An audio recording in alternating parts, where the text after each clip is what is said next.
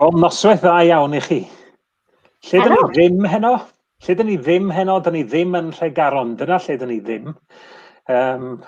Oherwydd does na ddim Steddfod. Felly, gadwch i ni gynnal digwyddiad arall hen yma ar y llwyfan rhithwyr yma sydd wedi cael ei weld ar deledu a'i glywed ar radio ar hyd y lled wlad yma'r wythnos yma, yr Eisteddfod AmGen, a sesiwn gan Blaid Cymru, ail sesiwn byw gan Blaid Cymru yr wythnos yma. Gobeithio bod chi wedi mwynhau sesiwn nos Fawrth, lle mae enwa llefydd a'r pwysigrwydd i gadw enwa llefydd Cymreig a'i gwarchod nhw a'i hybu defnydd nhw o dan sylw. Heno yma, da ni'n troi at y farchnad 2, Ail Gartrefi yn benodol, a sydd wedi sicrhau bod na ddeddfwriaeth newydd yn gallu cael ei gyflwyno, bod na gama'n cael ei cymryd i wneud yn siŵr mae prif ddiben tŷ ydy i fod yn gartre i bobl sy'n byw o fewn yn cymunedau ni, achos mae'r 4 o'n ni sy'n eistedd fan hyn, a llawer yna chi sy'n gwylio hen yma yn teimlo, dwi'n meddwl bod yna rhywbeth sylfaenol wedi mynd o'i le. Pwy sydd efo fi? Sian Gwenllian, sydd wedi Sian? Sian Gwenllian, aelod arfon, dirprwy arweinydd y grŵp y blaid yn yr Senedd, cydlynydd yr gwaith manifesto ar gyfer etholiad y flwyddyn nesaf, ac un sydd fel fi yn mewn etholaeth eitha tebyg ag issues o gwmpas Ail Gartrefi, so diolch yn fawr efo ni Sian. Delyth Jewell, llefarydd Plaid Cymru a'r Llywodraeth Leol a Tai a Trawsnewid Gwasanaethau Cyhoeddus, Helwana Delyth, a mae Craig ab Iago efo ni hefyd. Craig yn ddeilydd portffolio ar Gyngor Gwynedd yn gyfrifol am dai ac yn gynghorydd yn Llanllyfni. Fysa ti'n Steddfod, Craig? Fysa ti wedi mynd lawr i Tregaron am dro? Yn bendant, ond ar ôl hyn dwi'n mynd i lawr i carafan ni 2 filltir ar lôn i wneud union be fas ni wedi bod yn wneud yn Tregaron, sef yfed a gwachod o plant i gael hwyl. So, yeah. Yn iawn, lle. Ti mewn digwyddiad steddfodol fan hyn, anyway. Lle sa ti aniwan? Ple dyn ni? Da ni'n 6:00 nos... pan os di? Nos Iau. Lle fysa ni nos Iau Steddfod, Sian?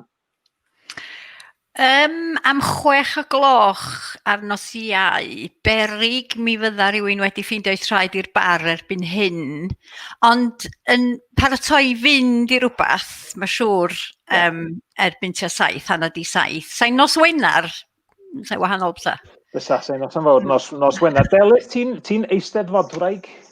Ie, sy'n ni yn y bar sychyd erbyn hyn, yn sicr. O, gan i fynd i Tregaron flwyddyn nesaf. Nawn ni wneud a ddewid i gwarfod yn bar syched am 6 nos Iau. Gwrandwch, Ail Gartrefi, faint o straen fysa ti'n deud ydy Ail Gartrefi ar y farchnad 2 yn detholaeth di, Sian? Yn fetholaeth i yn Arfon, mae yna bocedi o straen gwirioneddol, Llanberis, Rhyd, Felinheli, lle dwi'n byw rwan. Ond mae o ar draws Gwynedd hefyd, wrth gwrs, lawr yn Benllyn, rhan o Feirionnydd, ond dydi o ddim yn broblem sydd wedi gyfyngu i'r ardal yma, deud y gwir yn onast. A pan mae rhywun yn sbio ar yr ystadegau, Abertawe sydd yn dod i fyny yn ail ar y rhestr o ran y niferoedd o dai sy'n cael ei gwerthu ar hyn o bryd fel Ail Gartrefi. A mae yna 1,800 o Ail Gartrefi yn Abertawe. Penrhyn Gwyr ac y Marina a rhan gorllewin y ddinas, yn fanno mae 70% o'r Ail Gartrefi yma.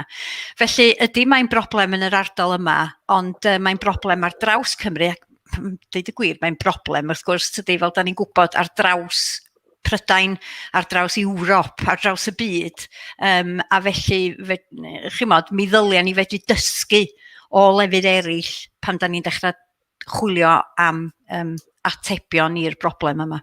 Ac yn sicr yn etholaeth i, wrth gwrs, mae yna fwy na pocedi, mae yna broblemau yn byd yn yr ardaloedd arfordirol o Ynys Môn, ond hefyd ar hyd a lled gweddill yr Ynys. Craig, tria roi darlun i ni o y sefyllfa yng Ngwynedd, fy naw ti'n ei ddallt ora.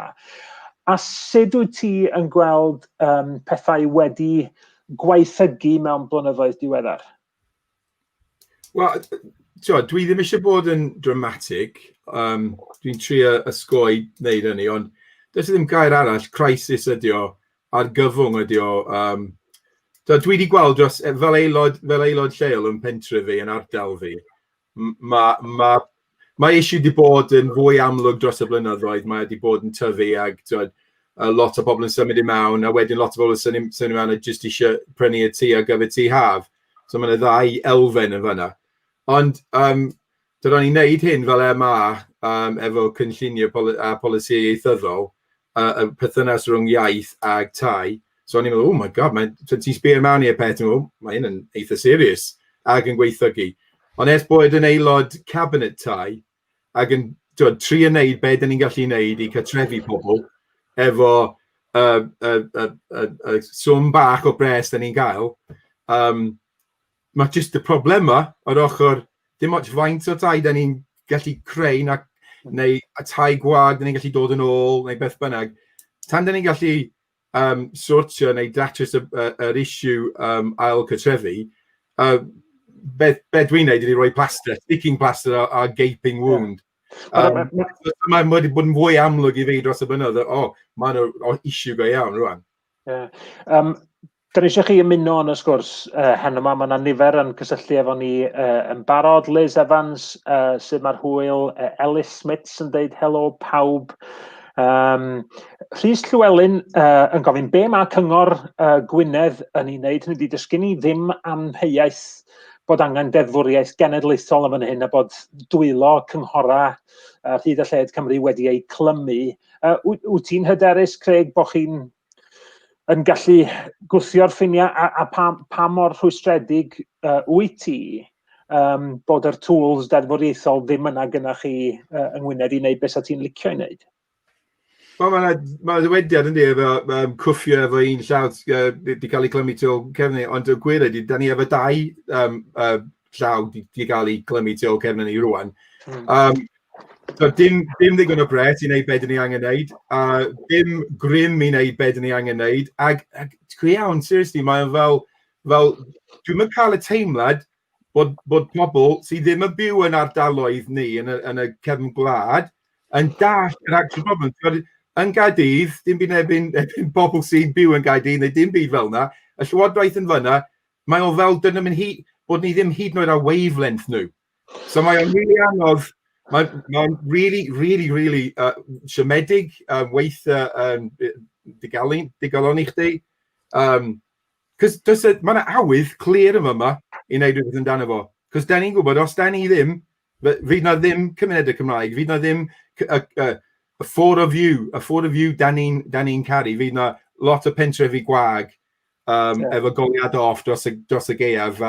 A dwi'n meddwl bod neb eisiau ni. Does neb hyd yn oed o pobl sydd efo tai haf ddim eisiau ni. Na. Delyth, ti'n edrych ar y peth o safbwynt Cymru gyfan, wrth gwrs, fel yn llefarydd ni ar dau. Ac ai felly wyt ti'n ei gweld hi bod hon yn broblem sydd yn un Gymru gyfan, efallai bod yr effaith yn wahanol mewn rhannau o Gymru, ond mae yna graidd yma o fod wedi colli'r rheolaeth ar y farchnad dau. Di'n un deg?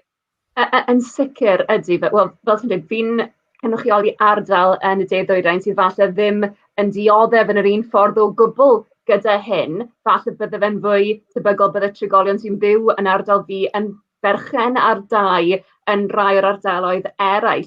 Ond mae'n amlwg mae hyn yn broblem nag dim ond i'r cymunedau yn y gorllewin, ond i ni yng Nghymru gyfan, am fel ti'n dweud, Rhun, fi'n lefarydd ar gyfer y wlad i gyd ar dau. Ond be sy'n poeni fi am hyn, a dyn ni'n gwybod mae hyn yn broblem sydd wedi bod yn mynd ymlaen ers amser hir iawn, ond oedd yr argyfwng Covid-19 wedi dod i'r amlwg, a fel oedd Craig yn dweud, mae hyn yn argyfwng ar gyfer cymunedau. Fel Plaid Cymru, dyn ni eisiau gwneud yn siŵr fod pan dyn ni'n sôn am adeiladu tai, dyn ni'n sôn am adeiladu cymunedau, a mae'r tai sydd gennym ni, dylsyn nhw fod yn cynnal cymunedau.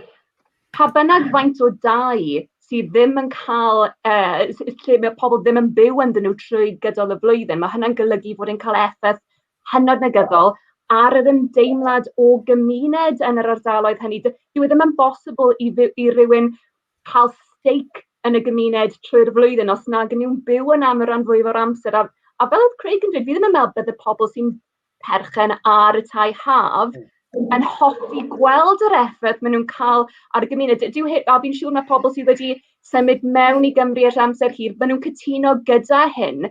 A fel eto, fel dyn ni wedi gweld gyda'r crisis dyn ni'n mynd trwy ar hyn o bryd, mae'r effaith mae hyn yn cael ar gwasanaethau cyhoeddus yn yr ardaloedd yma, dyw e ddim yn rhywbeth cynaladwy, mae'n rhaid i ni fynd i'r afel â hyn. A dyna sydd wedi dod i'r amlwg yn ystod y pandemig yma mewn difri. Mi roddwyd sylw o'r newydd oherwydd yn sydyn reit, mi oedden ni angen gwarchod yn gwasanaethau cyhoeddus. Mi oedden ni angen gwarchod yn ysbytai, wneud yn siŵr bod yn ysbytai ni yn cael y rhyddid i wasanaethu eu poblogaeth gynhenid eu hunain, heb orfod poeni am y boblogaeth honno yn chwyddo drwy bobl yn dod i mewn i Ail Gartrefi. Mae hynny wedi rhoi ffocws newydd, dwi'n meddwl, a di gwneud i bobl feddwl. Mi yn un o'r positives, dwi'n meddwl, di hynny'n deg i ddeud, Sian, allan ddod allan o'r argyfwng yma, bod pobl wedi peidio meddwl mae hyn yn digwydd a gallwn ni wneud dim byd am y peth, a di creu rhyw benderfynoldeb newydd i daclo beth sydd yn amlycach yn meddyliau pobl rwan yn broblem. Yn sicr, mae o di roi y broblem dan y chwyddwydyr go iawn yn dydi. Ac mae'n wir i ddeud, mae o wedi creu tensiynau, ond mae'r tensiynau yna o dan yr wyneb beth bynnag yn dydi.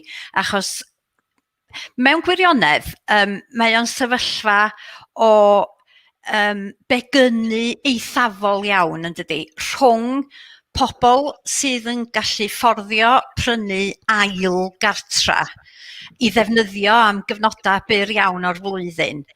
A phobl wedyn, ochr arall y geiniog, ydy pobl sydd ddim yn gallu fforddio meddwl am brynu tŷ, sydd yn byw mewn tŷ rent, tamp, anaddas, neu sydd yn gorfod mynd o soffa un ffrind i soffa ffrind arall, neu wrth gwrs, mae bobl yn ddigartra yn llwyr ac yn gorfod bod yn byw ar y stryd.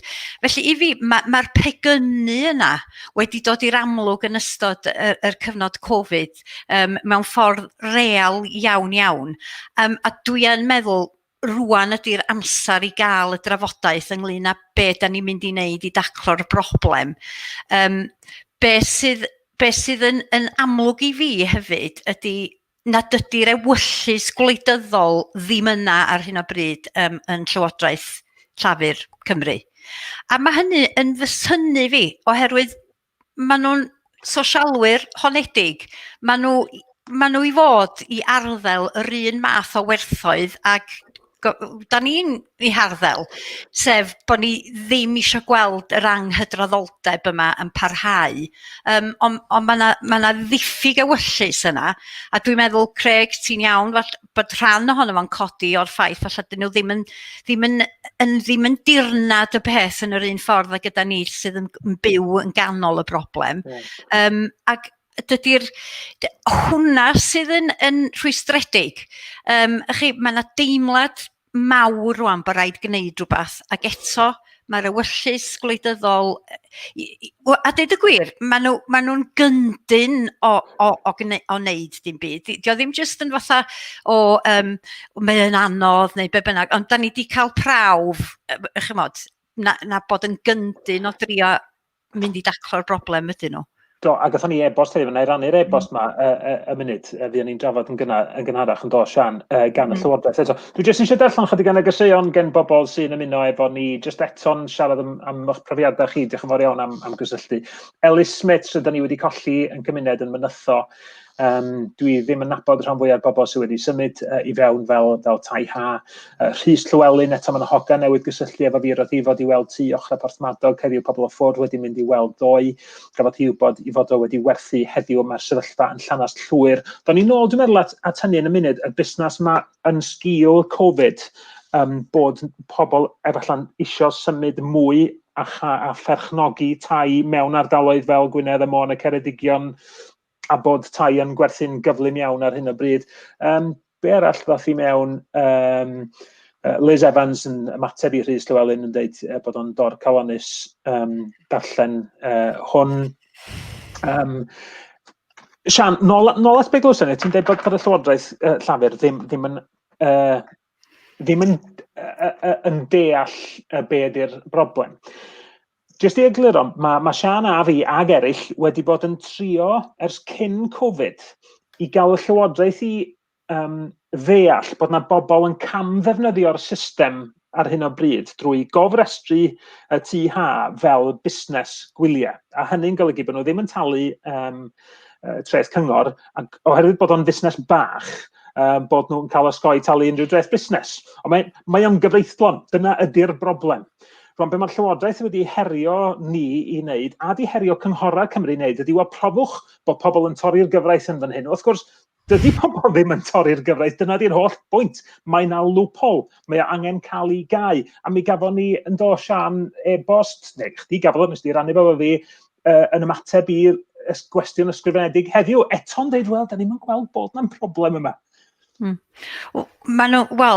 ateb da ni wedi gael i gwestiwn digon teg yn gofyn be da chi'n neud ynglyn â'r loophole yma, oedd ryw ateb ddim byd i wneud efo hynny. Ryw ateb yn dweud, wel, gafon ni ddim ystadegau gen y gwahanol gynghora i ddeud faint o broblem ydy'r osgoi talu'r trethi. Wan, ddim dyna beth da ni'n ofyn. A unai mae yna gamddealltwriaeth hollol, chymod, anesboniadwy, neu maen nhw'n fwriadol yn ceisio cymhlethu pethau ac arwain i ffwr ar ryw lwybr arall. Ond be mae'r e-bost ma'n ddeud hefyd ydy bod na, dwi wedi cael sawl cyfarfod efo gweinidogion i drio gwthio yr busnes y lwpol ma'n ei flaen. Ac y peth dwytha ddudwyd wrtho fi oedd, da ni'n sefydlu grŵp tasg a gorchwyl i edrych ar hyn i gyd. Erbyn gweld yr e-bost heddiw yma, mae gwaith hwnnw, mae nhw wedi stopio hwnnw ers tua blwyddyn. Ac felly does ddim math o ymdrech yn mynd ymlaen ar hyn o bryd i geisio unioni y sefyllfa yma. A mater bach iawn ydi o newid cymal mewn deddfwriaeth.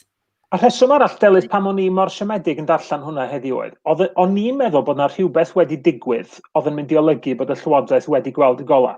Y rhywbeth hwnnw oedd yn sgil Covid bod busnesau gwyliau yn gallu cael taliad o 10,000 o bunnau i wneud iawn am golledion oherwydd y pandemig. A mi ddath hi'n eglur yn bod na bobl yn mynd i fod yn derbyn yr arian yna ar gyfer tai ha bosib. O'n i'n meddwl siawns bod y Llywodraeth rwan wedi dall beth yw'r broblem. Wyt ti fel un siomedig bod yr geiniog yn dal ddim fysa hi wedi disgyn? Mae yn eitha aniasadwy mewn ffordd nag yw achos fel mae Sian wedi dweud, mae'r broblem wedi bod yn hollol amlwg ers gymaint o amser, a mae wedi dod yn fwy amlwg. Erbyn hyn nawr, mae fe'n fater o iechyd cyhoeddus, mae fe'n broblem difrifol iawn. Fi'n poeni weithiau fod ofn gan y Llywodraeth o ddelio gyda rhywbeth fel hyn, achos y ffordd maen nhw'n meddwl bydd e'n cael ei weld. Fi'n meddwl maen nhw'n ofni bydde fe'n dod drosodd fel rhywbeth sydd yn wrth Saesneg.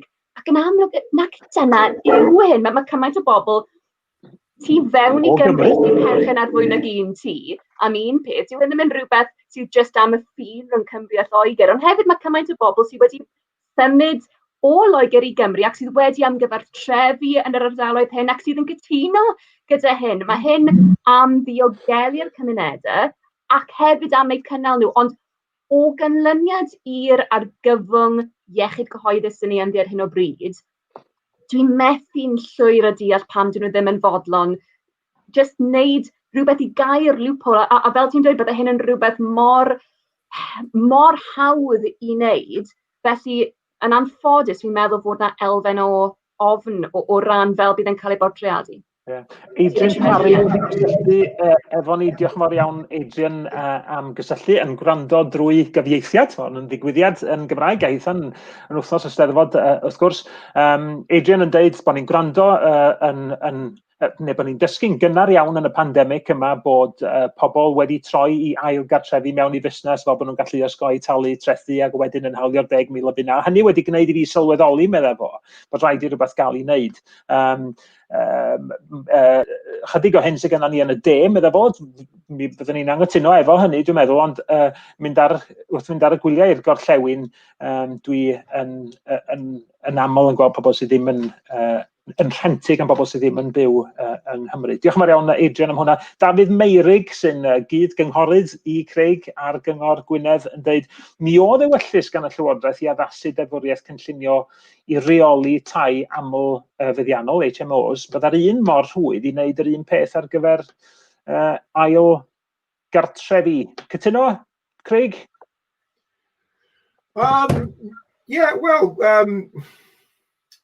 Dwi'n eisiau deud gormod, ond just, because of course, da ni wedi defnyddio, da ni wedi defnyddio premium, Mae premium wedi helpu ni efo cynllun gweithredol tai ni yn Gwynedd.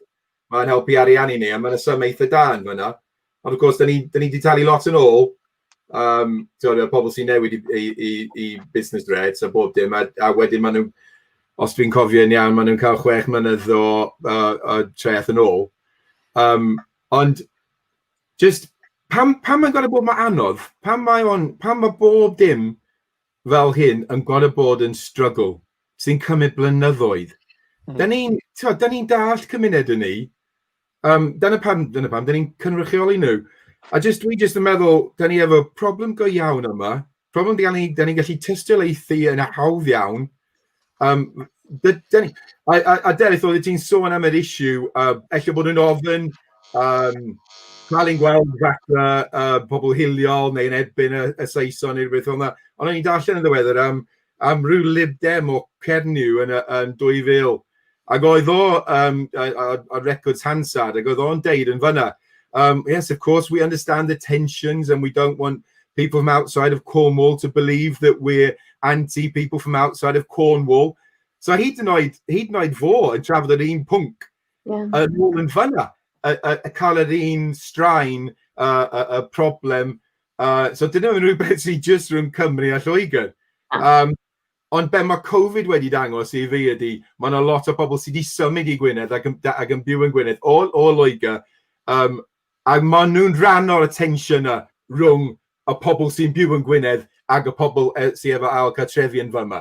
So, dydy o ddim yn rhywbeth rhwng Cymru Cymraeg a pobl sydd ddim yn siarad iaith, neu pobl o Gymru a pobl sydd ddim o Gymru.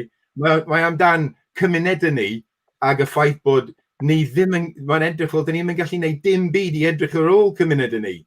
A mae hynny yn just cael effaith a dy seicoleg. Ac dyna y prif peth dwi'n gweld dwi'n ydy, mae pawb just fatha, come on. A so dyna pan mae'n pwynt y bysydd a pawb, pan mae'n pwynt y bysydd a Cyngor Gwynedd yn dweud, pam da chi ddim yn sortio hyn rwan, digon plaid. So, da ni eisiau gwneud rhywbeth yn dan efo, ond just, mae'n gymaint y struggle. A mae sylwadau yn cael ei gwneud gan bobl sy'n pwysleisio mewn ffordd yr broblem. Dwi allai'n gweld bai ar unrhyw un am bod eisiau dod i cael ail gartres, dyn nhw ddigon ffodus i allu fforddio fo mewn lle mor ffantastig a arfordir Ynys Môn, yr arfordir brafia yng Nghymru wrth reswm. Ond Winifred, beth ydych chi'n chwerthin? Mae Winifred Davies yn gwneud gormod o erthyglau yn y cyfryngau Saesnig yn disgrifio cefn gwlad Cymru fel rhyw faes chwarae gwag, dim digon o sôn am y cymunedau sy'n byw yno yn barhaol. Mae'n wir yn dydi, Sian? Wel, Delyth, sori, da ni'n cael ein gwerthu fel hyn yn dydan. Ewch yno. Fi'n cytuno'n llwyr, achos oedd rhywun wedi pwyntio hyn mas. Mae fe'n ddiddorol nag yw o ran, wel eto, seicoleg fel dyn ni'n cael ein marchnata fel gwlad. Ond i byth wedi sylwi ar hyn cyn oedd rhywun ar Twitter wedi pwyntio fe mas chydig wythnos yn ôl. Mae pethau fel Visit Wales, maen nhw wastad yn dangos tirluniau o fynyddoedd a, hollol anioddefol o brydferth o Gymru. Ond ydych chi byth yn gweld pobl. A mae mor wir. Dyn ni'n cael ein portreadu fel rhyw fath o mythical land, lle yn gallu, cer yna a byddwch chi jyst yn cael anialwch o brydferthwch. A yn amlwg, mae gennym ni gymaint o brydferthwch yng Nghymru, ond mae ein cymunedau ni yn rhan o'r brydferthwch hynny. A dylsyn ni ddim fod yn portreadu'r y wlad fel rhywbeth anghysbell. Mae fe'n rhywbeth sydd yn liwgar, mae fe'n rhywbeth sydd yn byrlymu, a dylsyn ni ddim fod mewn sefyllfa lle mae ein cymunedau ni ddim yn rhan o'r darlun sydd gan bobl. A fi'n cytuno'n llwyr gyda hynny ac o ran fel mae'r cyfryngau Saesnigaidd yn portreadu llefydd fel Abersoch fel lliw, fel Chiswick on Sea neu Cheshire on Sea. Gafon ni sylw am hynny'n gynharach gen Ellie Smith yn dweud beth chi'n meddwl o'r erthygl am Cheshire on Sea. Mae'n drychu'n ebus. O'n i'n darllen rhywun arall yn disgrifio benllech fel Stockport on Sea diwrnod y blaen. Ti'n sôn am, oes mae gennym ni'r harddwch rhyfeddol yma fel gwlad. Mae'n hyfryd, ond mae yna rhyw small print yna, does. Ewch yna, mae'n fendigedig, a da chi'n gwybod be, mae'r tai yn rhad, a does na ddim math o unrhyw beth mewn deddfwriaeth sydd yn gwneud hi'n anodd i chi brynu tai a tynnu nhw allan o'r farchnad dau leol. Dim byd. Dwi wedi bod i ddigon o lefydd yn y byd lle dyn nhw'n meddwl dim byd o gael cyfyngiadau mewn lle. O'n i mewn cynhadledd yn Guernsey rhyw 19 mis yn ôl. Lle bendigedig, mae gen tai yn y fan honno 2 pris ar gyfer y farchnad leol, a wedyn pris inflated yn fawr ar gyfer farchnad allanol. Hynny ydi, mae yna gama yno i atal pobl symud i mewn mor rhwydd oherwydd yr effaith mae o yn ei gael. Sy'n dod â ni at y math o syniadau sydd ganddo ni yn 4 yn ein penna ar gyfer pa fatha o bethau allai gael ei gwneud i warchod y farchnad 2 a'r hyn sydd angen i newid mewn deddfwriaeth. A dwi'n gwybod ti fel fi, Sian, yn hollol glir bod angen defnyddio deddfwriaeth a polisi cynllunio fel cama cynta. Na i siarad am ambell i syniad gyda fi. Dos di gynta, be di'r cwpl o'r bethau fysa'n gallu cael ei wneud? Ti'n meddwl fydda wirioneddol yn traws newid pethau o ran gwarchod yn stoc tai ni ar gyfer pobl sydd jyst eisiau byw yn nhw? Dwi'n meddwl bod yna ystod o fesura fysa'n gallu dod at ei gilydd i gael effaith cadarnhaol. Dwi'n meddwl fe raid i ni feddwl ddim mewn terma un peth sydd yn mynd i ddatrys y sefyllfa, ond nifer o wahanol gama gallu di cymryd o fewn y gyfundrefn cynllunio, ond hefyd o fewn y gyfundrefn gyllid. Ac y peth cyntaf hollol amlwg i wneud ydy stopio yr busnes, y nonsens yma o bobl ddim yn talu treth cyngor a cofrestru hunan fel busnes. A mae hwnnw'n hawdd i wneud. Deddf cyllid ac rei o'r cymala yn fanna, mae eisiau jyst cael gwarad o heina o'na, sydd ar hyn o bryd, os ydych chi'n gallu profi bod chi yn defnyddio eich ail gartra fel busnes am hyn a hyn o wythnosau'r flwyddyn, mi ydych chi'n gallu trosglwyddo i fod yn fusnes yn hytrach nag yn dianedd. Wel, cael gwarad ar hwnna. A just deud, da chi unau'n gartra neu da chi'n fusnes. So mae hwnna'n rhywbeth syml iawn, ac eto, fel da ni di sôn, llywodraeth yn gyndyn iawn o symud arno fo. Ond wedyn mae yna bethau eraill fedrwn ni wneud o fewn y gyfundrefn gynllunio. Y pwynt Dafydd Meirig yn gynharach oedd bod yn y gyfundrefn gynllunio mae yna rwan ddiffiniad i dai aml ddeiliaid neu HMOs. Maen nhw wedi creu diffiniad o HMO mwyn wedyn medru deud, mae yna ormod o HMOs yn yr ardal yma. Mae hwn yn cael effaith andwyol ar y gymuned yn fan hyn. Felly, rhawn ni cap, nawn ni ddeud na fydd na ddim hawl i fwy o adeiladau gael ei droi yn HMOs. Be am wneud hynna hefo Ail Gartrefi? Creu o fewn y gyfundrefn gynllunio gategori newydd ail gartra. a wedyn bod chi'n gorfod cael caniatâd cynllunio i fynd o sefyllfa tŷ anedd, tŷ arferol, i fod yn ail gartra. Hynny yw, mae rhaid chi fynd drwy broses, a mae hwnna'n ei hun yn rwystyr, dydy. A wedyn, wrth gwrs, be fedrwch chi wneud ydy gweld faint o ail gartrefi sydd mewn cymuned, a os oes o ormod, da chi roi cap arno fo, ac yn deud, na, da ni ddim yn mynd i ganiatáu i fwy o ail gartrefi ddigwydd yn y gymuned yma. Mae hwnna eto yn rhywbeth fydda'n gallu cael effaith, a mae o'n digwydd trwy cynllun datblygu lleol Gwynedd y Môn. Mae'r Rhosneigr ag Abersoch wedi cael ei dynodi fel llefydd lle gowch chi ddim adeiladu tai, oni bai bod nhw'n dau ar gyfer pobl leol. Wan, adeiladu di hynny. Be am ychwanegu at hynny? Trosi i fod, yr adeiladau presennol i fod yn ail gartrefi, rhoi stop ar hynny. Dwi'n meddwl, mi fysa gwneud hynny yn ei hun yn dechrau rhoi rhwystra ac yn dechrau rhoi y neges glir i chi. Da ni eisiau wneud hi'n anodd i chi, deud y gwir, i ddod i fewn i'n cymuned ni a creu problemau i'n cymunedau ni. Dwi'n gytuno'n llwyr. Dwi'n meddwl bod hynny yn hollol yn gam mor syml o synhwyrol.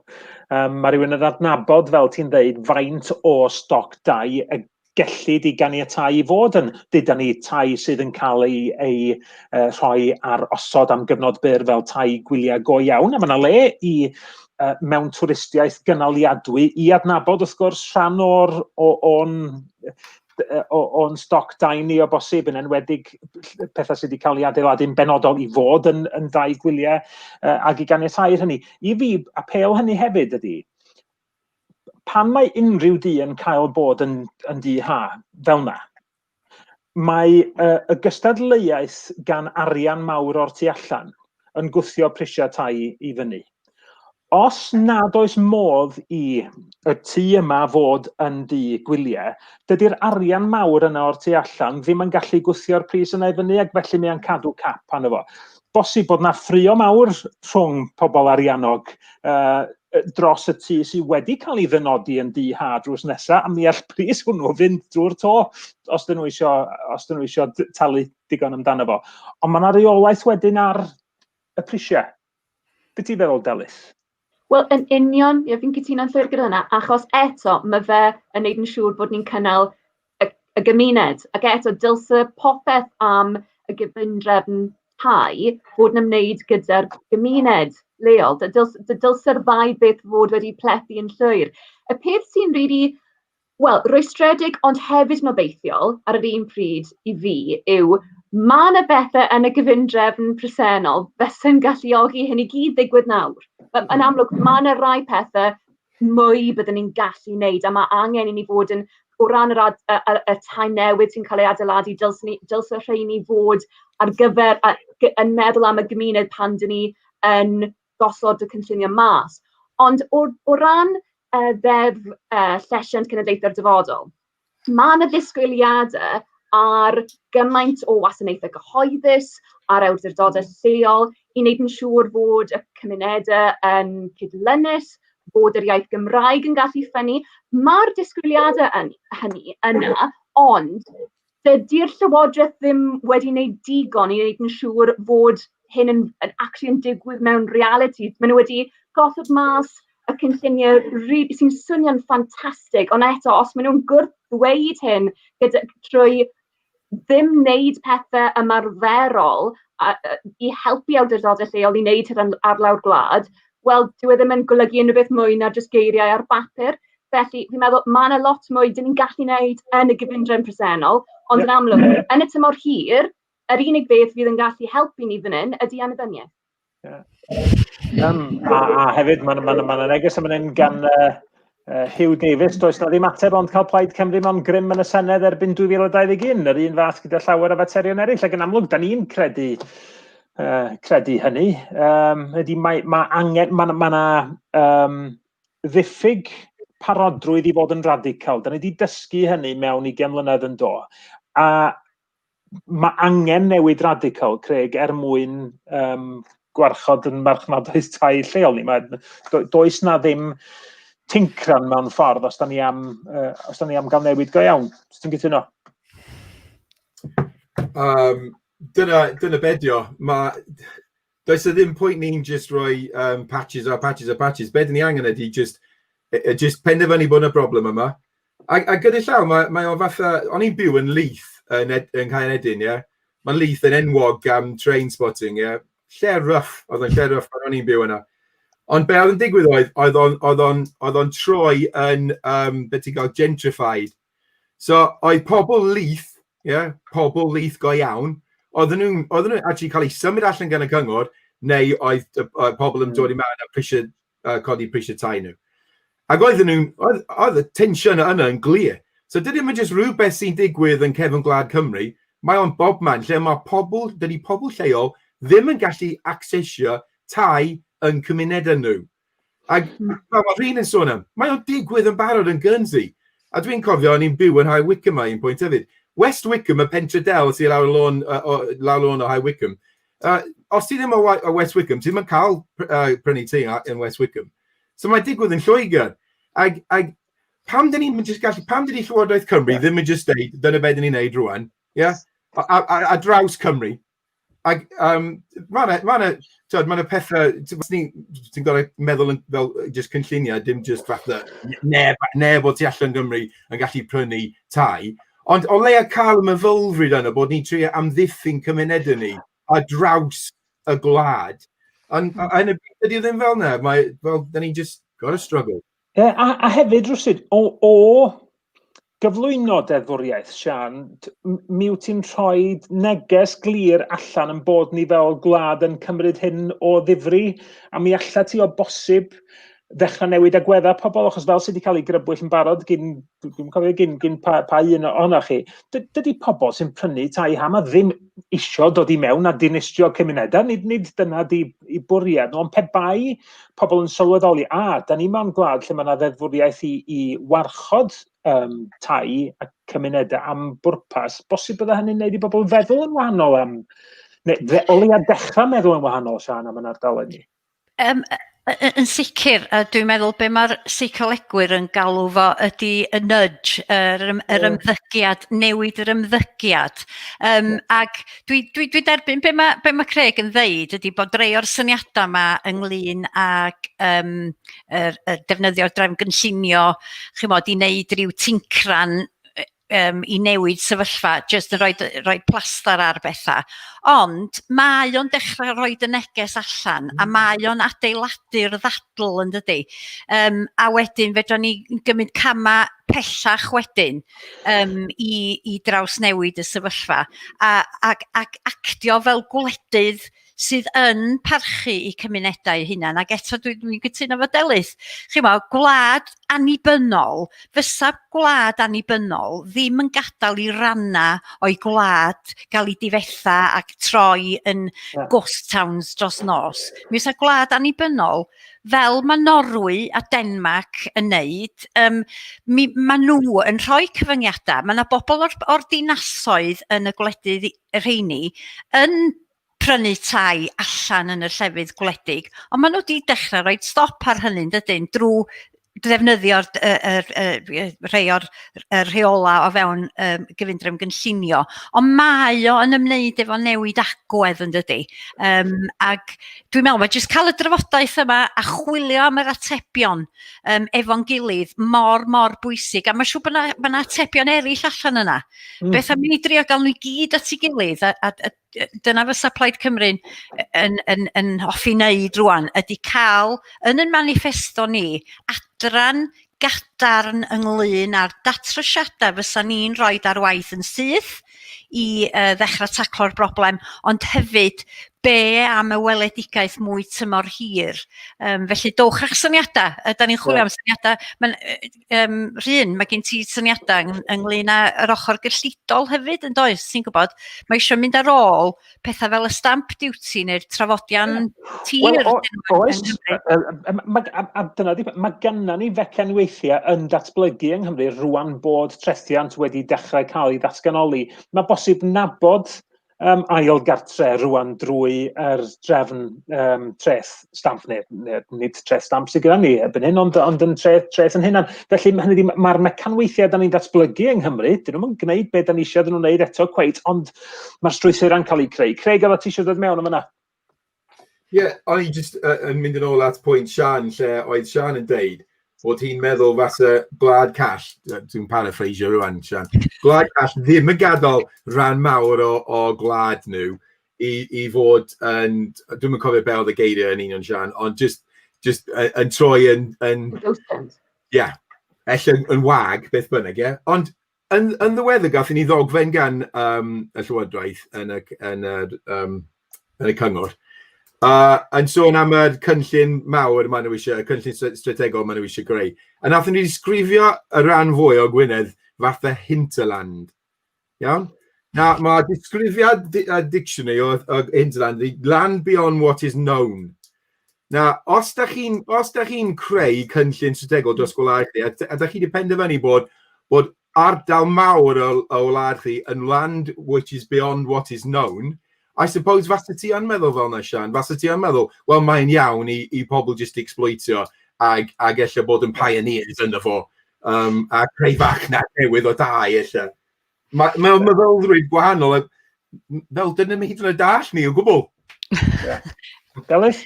Mae yna mor symboledd, mae defnyddio, mae iaith mor symboledd fel yna, mae iaith yn bwysig, a fi'n meddwl eto o ran fel perceptions a fel mae pobl o'r tu fas yn gweld hyn, mae fe'n fater o feddylfryd, achos fel mae Craig wedi dweud, mae hyn yn rhywbeth, mae fe'n broblem i ryw raddau sydd yn digwydd yn rannau o Loegr, mae hefyd rai o'r datrysiadau'n cael ei gweld yn rannau o Loegr. Dyn nhw ddim yn mynd i fod union yr un peth, ond dyn ni yn gallu, dyw hyn ddim yn rhywbeth sydd dim ond yn digwydd ar arfordir yng Nghymru. O'n i'n arfer byw yn Llundain, a o'n i'n byw mewn sawl ardal, a oedd y bobl o'n i'n siarad gyda ar y bws neu beth bynnag oedd o'r ardal yn wreiddio, yn dweud, gosh, cymaint mae'r ardal wedi newid, ac wedyn o'n i'n siarad gyda phobl yn gyrwyr tacsi, oedd wedi gorfod symud i mas o Llundain, achos oedd yr ardaloedd nhw wedi mynd mor gostus, oedd nhw'n methu fforddio gyda'r un broses o gentrification, dych chi'n gweld cymaint o amser yn Llundain.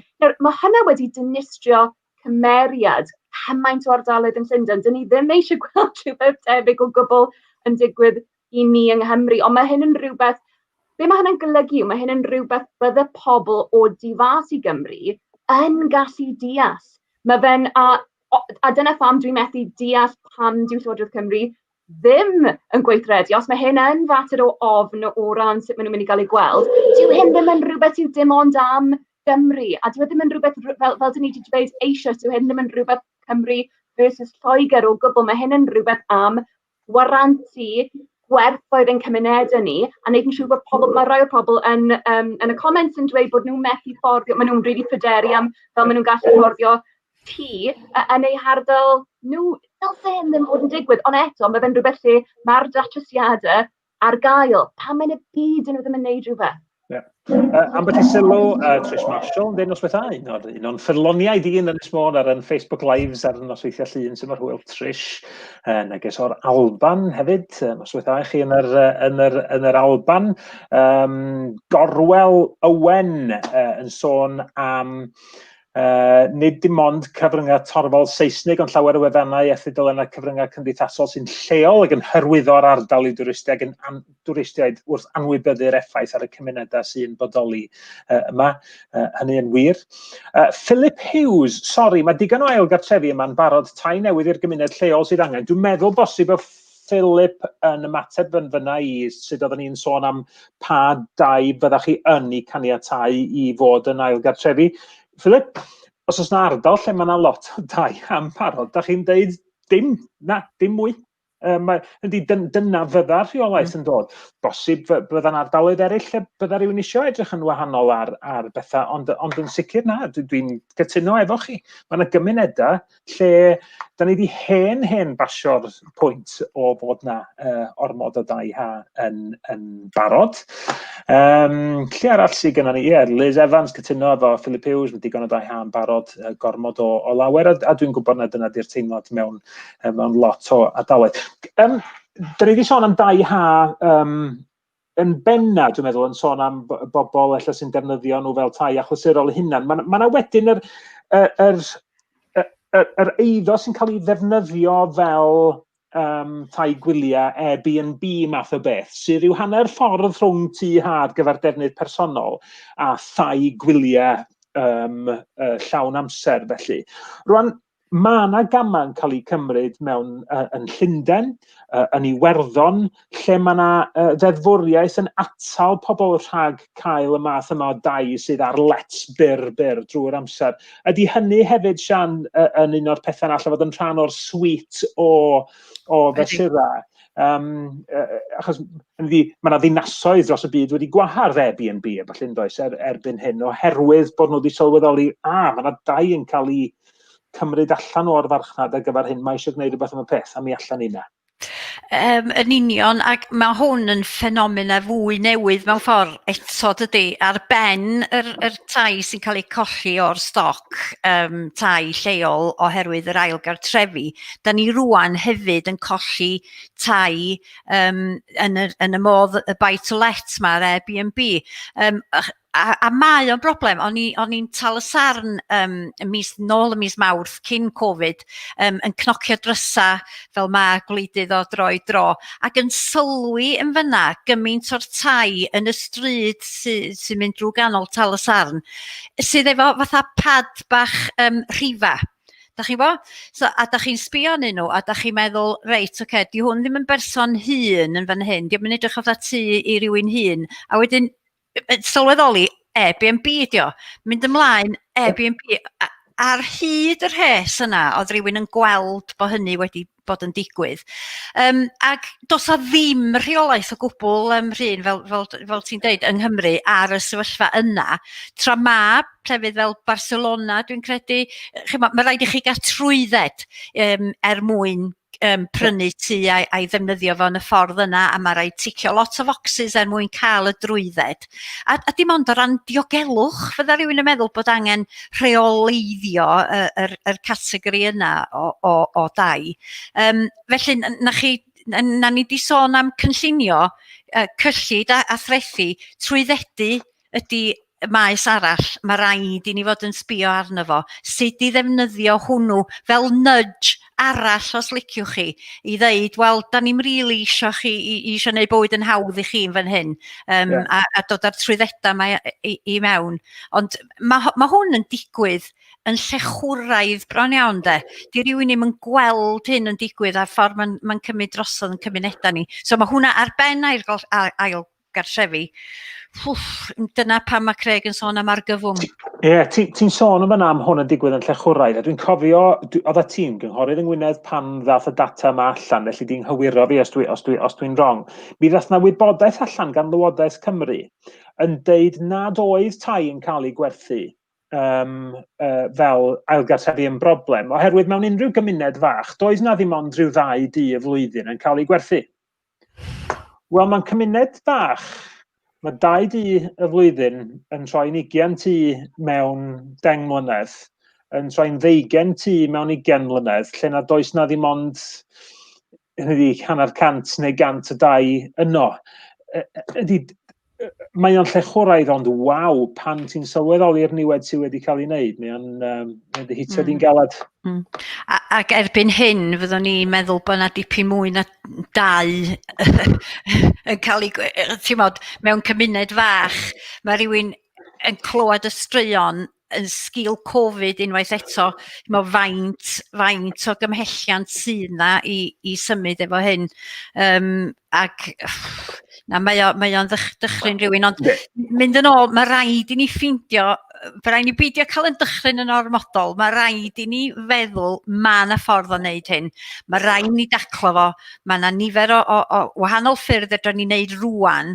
A hefyd mae rhaid i ni gael yr weledigaeth yna a'r meddylfryd cywir i ddechrau newid y sefyllfa. Mae cael dy ddychryn yn beth da yn aml iawn. Mae hwn gyn Rhys, mae'n lot o sgwennu fan hyn, os ydyn ni'n gael o ar y sgrin.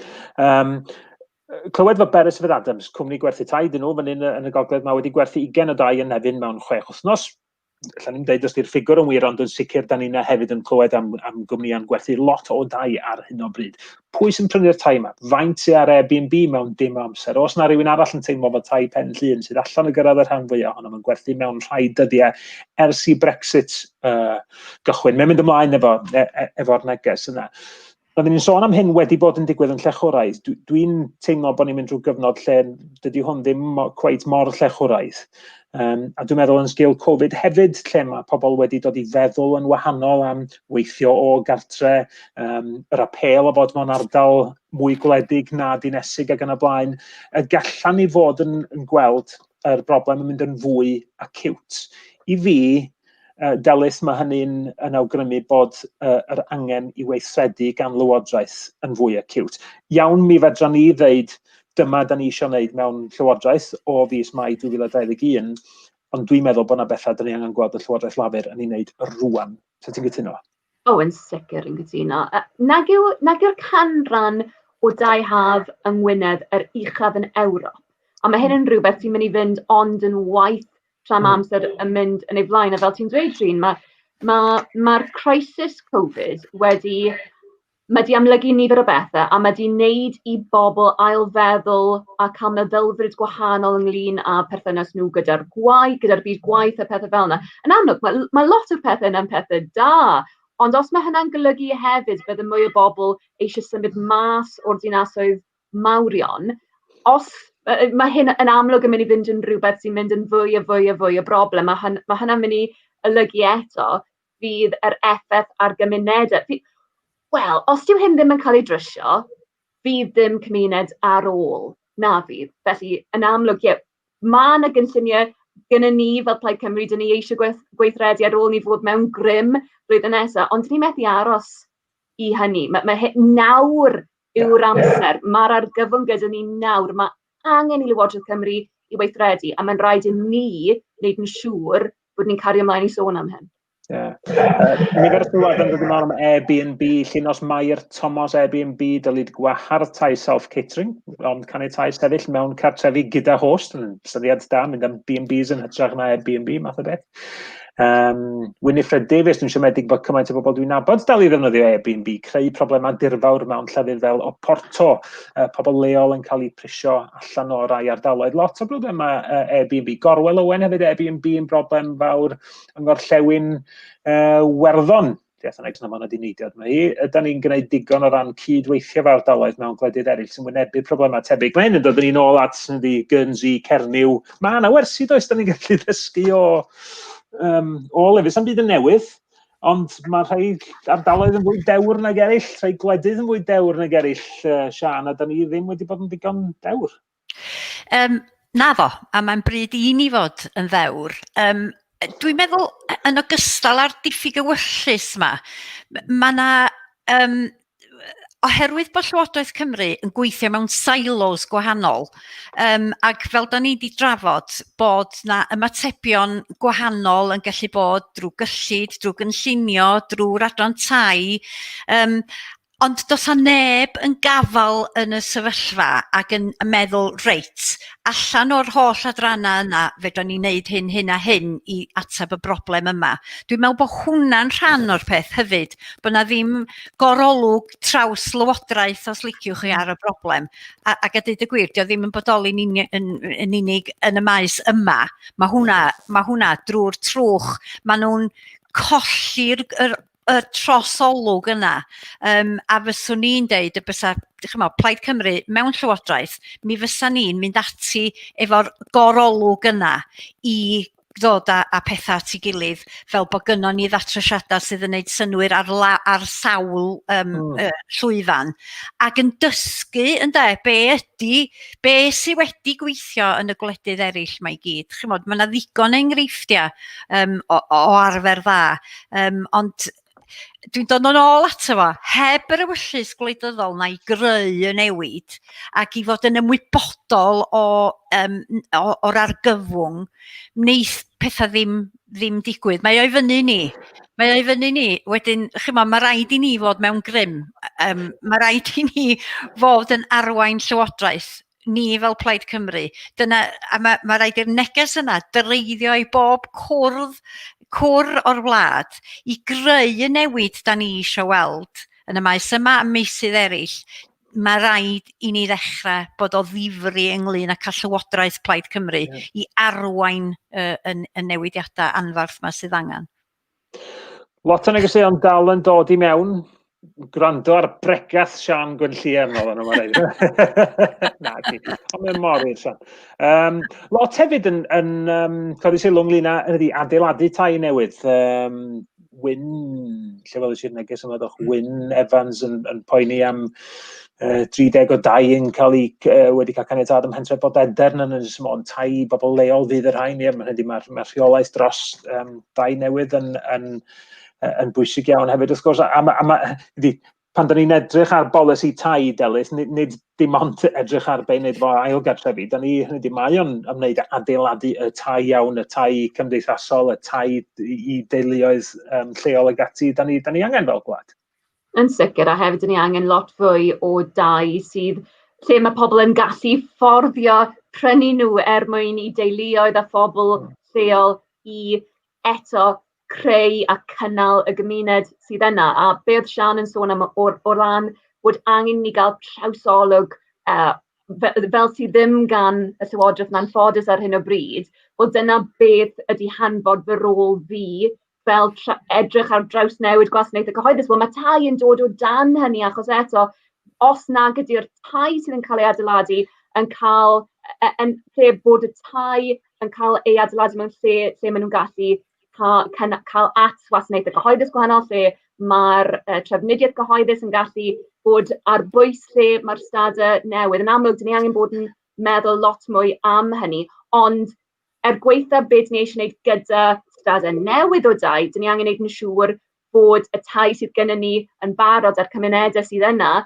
bod nhw ddim yn cael ei gadael mas o hyn, achos dyna beth sydd yn cynnal y gymuned ar hyn o bryd. Felly, mae fe'n gyfuniad o ran beth ni'n gorfod wneud yn y dyfodol pan mae mwy o dai yn cael ei adeiladu ar gyfer y gymuned leol, ond hefyd edrych i wneud yn siŵr bod y gyfundrefn sydd yna mwyn wneud yn siŵr bod y tai haf sydd yn bodoli pan maen nhw'n cael ei gwerthu, bod nhw ddim yn gallu cael ei gwerthu o reidrwydd fel tai haf eto. Neges gen Wyn Evans. Sylwi bydd y panel wedi anwybyddu'r sylw. Wrth i ni drafod o Wyn. O chi o chydig ffydd. Sori, dydyn ni ddim yn gallu rhoi sylw i bob y sylwad sy'n cael ei adael. Mae'n gen i ofn achos mae'n ormod yn dod i mewn. Gobeithio bod ni wedi gallu rhoi rhyw flas o y math o bynciau sy'n cael ei codi. Mae'n agos hau at 7:00 erbyn hyn. Da ni wedi cael rhyw awr o drafod. Diolch yn fawr iawn i pawb sydd wedi gwneud sylwadau. Nid proses gaeedig ydy y broses o lunio polisi o fewn Plaid Cymru. Hynny ydy, ym mhob peth da ni'n gwneud, pryd ydy o'n brief i mewn iechyd neu Sian, efo addysg a pobl ifanc a Delyth efo tai ag ati, ag ar lefel llywodraeth leol. Hynny ydy, mewnbwn pobl sy'n byrlymu efo syniadau a sydd yn credu mewn creu gwell cymunedau, creu gwlad. Dyna da ni eisiau i glywed a dyna da ni eisiau i weld yn ychwanegu at yn prosesau creu polisi. Felly cysylltwch â ni, gerwch chi wefan Plaid Cymru unrhyw bryd ag e-bostiwch ni efo syniadau polisi, beirniadaeth os da chi'n gallu bod yn adeiladol, ond wir, mae angen syniadau da ar unrhyw blaid wleidyddol. Da ni'n gwerthfawrogi pawb sydd wedi gwneud sylwadau heno yma a sy'n awydd helpu ni efo'r gwaith o lunio y polisi a pharatoi at yr etholiad y flwyddyn nesaf. Mi allwn ni greu Cymru fwy, ydy, mae'r gymaint o eiriau, llewyrchus, cyfiawn, ond Cymru sydd yn wirioneddol sylweddoli be di anghenion ei phobl hi, ac yn gweithredu mewn llywodraeth mewn ffordd Delyth sydd yn rhoi pob siawns i'r bobl yna gyrraedd eu potensial mewn bywyd, a mae tai a thegwch yn y farchnad dau yn rhan mor ganolog o hynny'n dydi? Mae'n gorfod bod yn ganolog, achos eto, fi'n gwybod fi'n dweud yr un peth, ond mae fe'n hynod bwysig, heb dau bys y dim cymuned, a heb gymuned, heb gymunedau bys y dim Cymru, a dyn ni yng Nghymru yn gyfuniad o gymunedau, a mae'n rhaid, a dyna pham fel Plaid Cymru, dyn ni eisiau annibyniaeth yw mwyn cael fwy o degwch i bobl Cymru, mae tai yn rhywbeth sy'n gorfod bod ar flaen y gad gyda hyn, achos mae'r ffordd ni'n trin pobl, mae'r crisis Covid wedi dangos pa mor bwysig ydy tai i bobl a lle dyn ni'n gallu o ran iechyd cyhoeddus a pob math o bethau. Felly, mae cymaint o bethau lle mae gennym ni weledigaeth fel Plaid, mae tai a fel maen nhw yn gwasanaethu'r gymuned yn mynd i fod yn hollol ganolog i hynny. Diolch Delyth, gair o eich di am heno. Diolch yn fawr iawn Craig, diolch yn fawr iawn Sian. Benwch chi'n eisteddfodol wan, mynd ar YouTube Sian a gwylio Rhuban Glas 1973 neu rhywbeth fel darllen rhyw hen gyfansoddiadau neu rhywbeth felly. Ie, falle na i fynd a sbio ar cyfansoddiadau 2005. Digo hwnna'r silff. Diolch yn fawr iawn i chi'ch tri. Diolch i bawb sydd wedi ymuno efo ni. Negeseuon neis yn dod i mewn gyn lot ohonoch chi. Pob hwyl a welwn i chi'n ddiau.